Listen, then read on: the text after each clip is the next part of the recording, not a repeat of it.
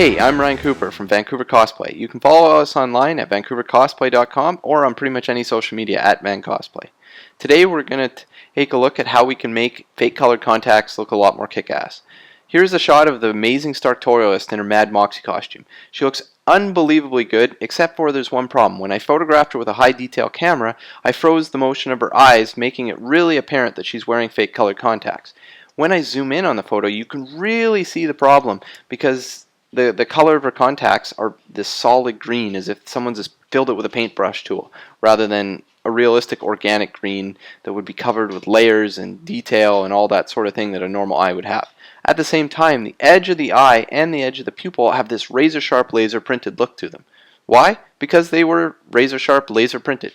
So we're going to do a couple different ways of fixing this. The first way is really easy, and it's just about spending some time and redrawing in that detail with the brush tool. So the first thing I'm going to do is I'm going to go down here to my layers panel, and I'm going to turn off my color grading. The reason I do that is because color grading is quite slow, and it just makes everything render a little bit slower as I'm trying to edit, and I just want to do everything as fast as possible just so I'm not wasting time. Next thing I want to do is create an empty layer, and I want to set the blend mode to soft light.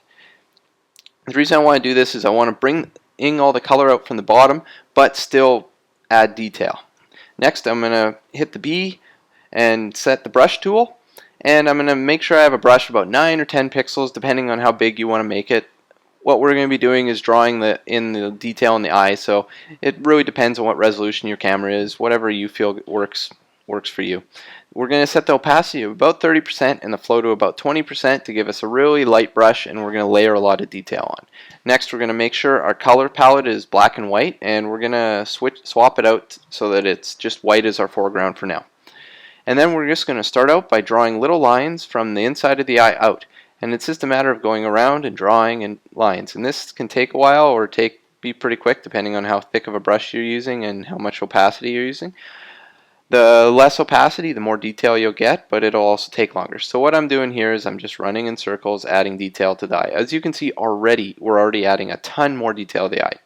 Don't worry too much about going outside the lines. We'll clean that up later. One of the other problems, though, you're going to notice is I'm really making the eye bright. How we deal with that, though, is we can swap out the brush color by hitting the X key, and now we're going to start drawing with black. And we'll keep doing the exact same thing. It's going around the edge of the eye one line at a time, and now with the black it starts to darken out a bit, and you're also getting way more detail. So I'm just going to keep doing this, swapping back and forth between white and black, layering detail onto the eye until I'm quite happy with how it's looking. It looks pretty good. So now you're noticing that you've got quite a bit more detail to the eye, especially comparing to this other one over here that looks quite fake still. But there's one problem. I have drawn outside the lines a little bit, so I'm just going to grab the eraser tool and clean that up. It's pretty quick and easy. I hit E for erase. And then I want to go back to my brush tool by hitting B.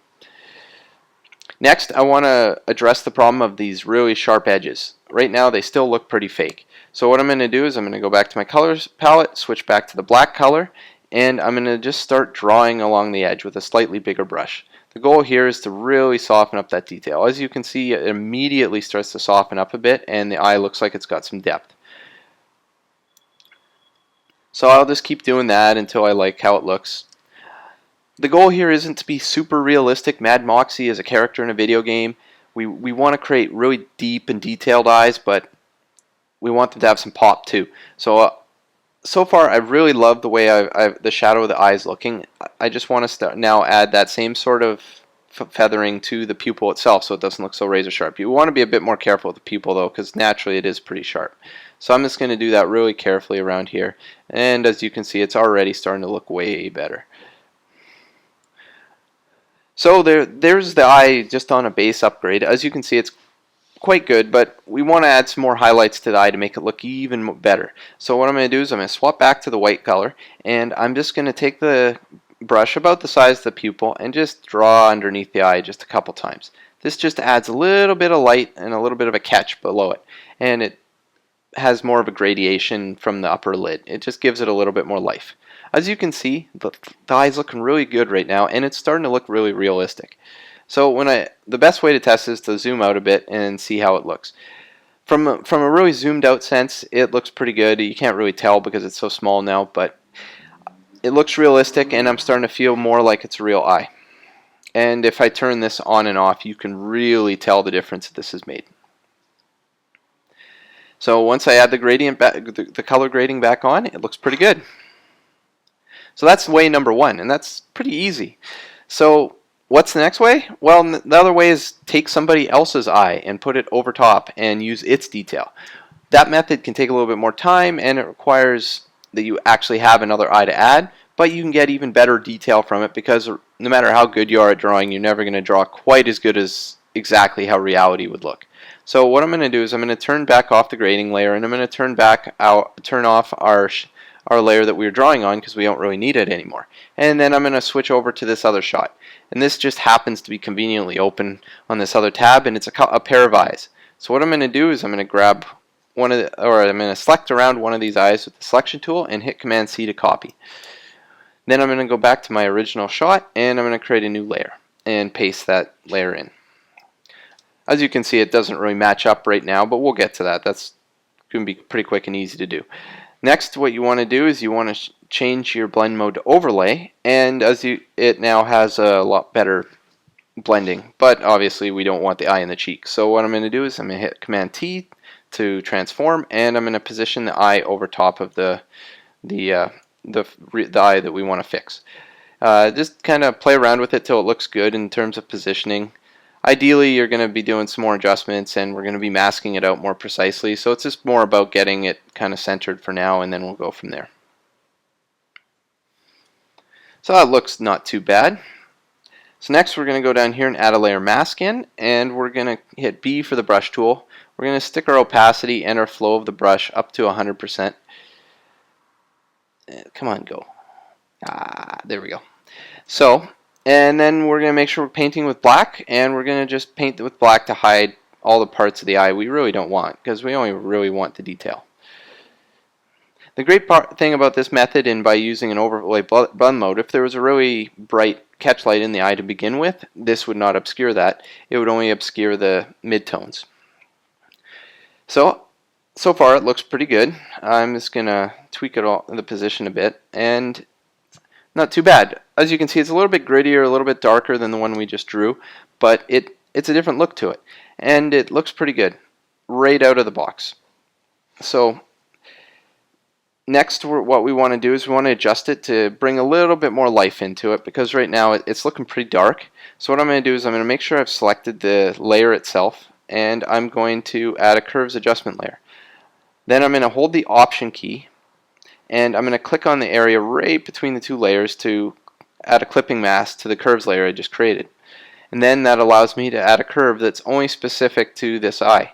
And as you can see, as I drag the curve up, you get a whole lot more detail in the eye. If I bring it down, it gets super dark, but we probably don't want that. So what I'm going for is kind of just enough so that it's got a lively glow to it, and I think that's pretty good. As you can see, it looks quite realistic already, but we still have a couple problems. One, the edge is still pretty dark, and not dark in kind of a nice shadowy good way, but dark in a I've been printed with a laser printer kind of way. So we're going to solve that in pretty much the same way we did before. Create a new empty layer, and we're going to set it to overlay. Then we're going to go to our black brush again, and we're going to reduce the opacity down to about 30%. It doesn't have to be exactly, and the flow down to about 20%. Then we'll just start drawing along the edge like we did before, just to break up that shadow a bit. And now it's starting to look a lot softer. Right now we're way too much, so we're just going to pull the opacity of that layer back until it looks pretty good, and there we go. Here's a much better look at the eye. And you can see the before and after by turning it on and off. That's the eye before, and here's what we did to it. And overall it looks way more realistic. So I hope you really enjoyed this tutorial, and we got way more coming for you. Next time we're going to be talking all about lens flares, so keep an eye out. As for that, if you have any questions or comments, leave a comment below or send a tweet at me or come knock on my door. I'm in Vancouver. You can try and figure out which door it is. Other than that, I hope you guys have a great weekend, and make sure to follow us online or subscribe on YouTube, because we really want to bring more content to you. I'm Ryan Cooper from Vancouver Cosplay, and ciao!